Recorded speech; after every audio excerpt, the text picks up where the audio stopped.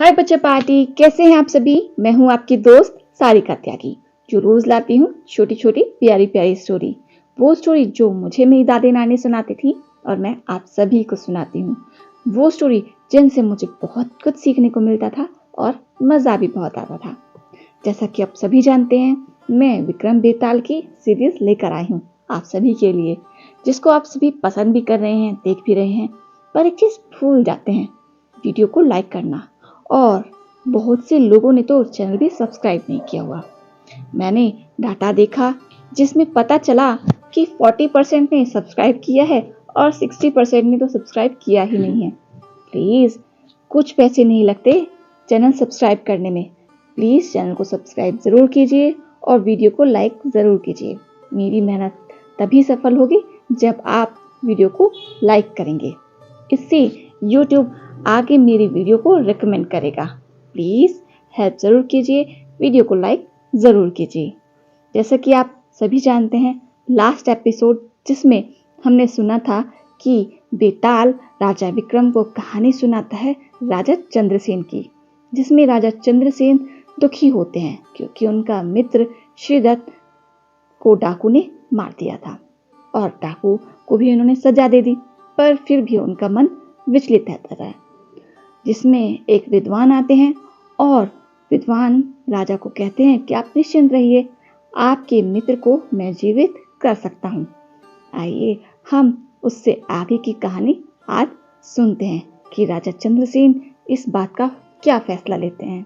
आइए सुनते हैं और समझते हैं हम अपनी कहानी को। विद्वान जी की बातें सुनकर राजा के चेहरे पर एक विचित्र चमक आ गई, परंतु कुछ देर बाद राजा फिर चिंतित हो उठे और बोले, हे महात्मन, क्या आप उस डाकू को भी जीवित कर सकते हैं?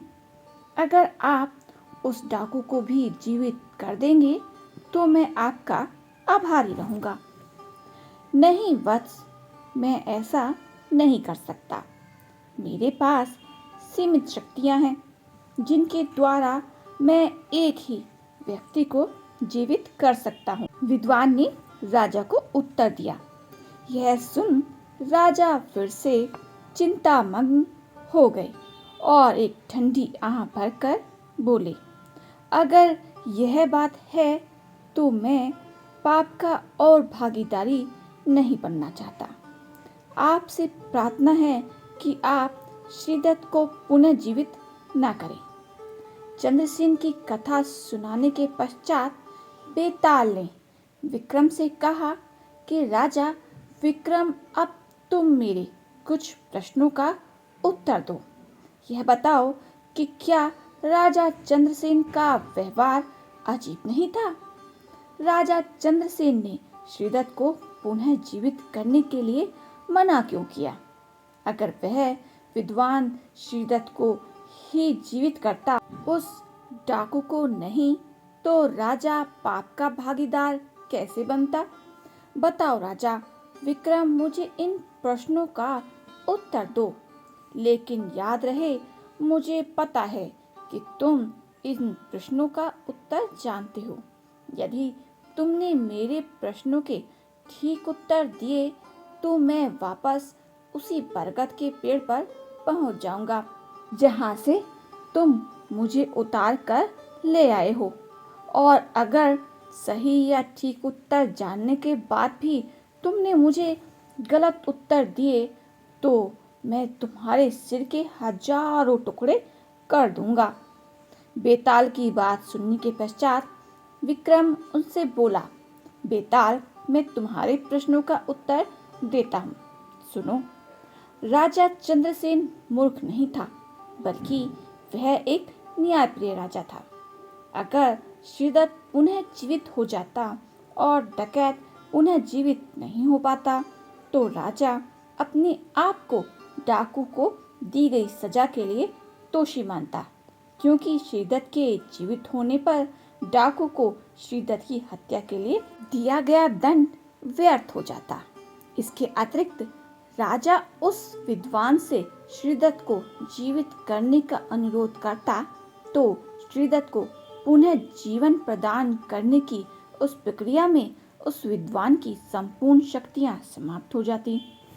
तब राजा इस बात के लिए कि उसकी वजह से विद्वान की समस्त शक्तियां नष्ट हो जाएंगी, अपने आप को भी और भी दोषी व पापी मानने लगता।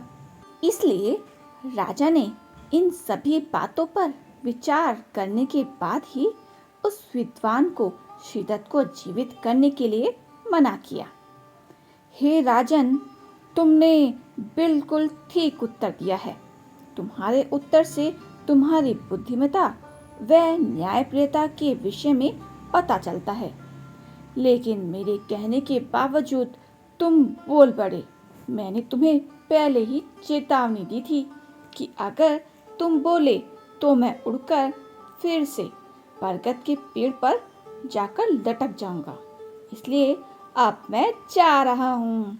ऐसा कहकर बेताल उड़ गया और फिर उसी बरगद पर जाकर लटक गया। एक बार फिर राजा विक्रम उसको पकड़ने के लिए उसके पीछे दौड़ पड़े।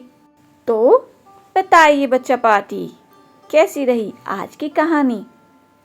कैसा लगा राजा चंद्रसेन का उनका न्याय, उनका फैसला? क्या आप भी राजा चंद्रसेन के न्याय से सहमत हैं? और अगर आप राजा चंद्रसेन की जगह होते तो आप कौन सा फैसला लेते? बताइएगा ज़रूर। और क्या आपको लगता है कि राजा विक्रम उस बेताल को फिर से पकड़ पाएंगे? और क्या आगे बेताल चाल चलेगा? किस तरह की आगे की कहानियाँ चलेंगी? तो सुनने के लिए अगला एपिसोड ज़रूर सुनिए। कल फिर मिलेंगे ऐसे ही छोटी सी प्यारी सी स्टोरी के साथ। सुनते रहिए हमारे सीरीज़ को, विक्रम और बेताल को। पर प्लीज़ जाने से पहले मैं फिर आपको याद दिलाना चाहूँगी कि आप लोग वीडियोस देख लेते हैं पर लाइक करना भूल जाते हैं। और मैंने नोटिस किया है कि आप लोगों ने जितना भी वीडियो देखते हैं उनमें से आधे से ज़्यादा लोग तो सब्सक्राइब भी नहीं करते, भूल जाते हैं। भाई इसमें पैसा नहीं लगेगा, ये एकदम फ्री है। प्लीज़ वीडियो को लाइक कीजिए, चैनल को सब्सक्राइब ज़रूर कीजिए। कल फिर मिलेंगे ऐसे ही प्यारी सी स्टोरी के साथ। तब तक के लिए बाय बाय।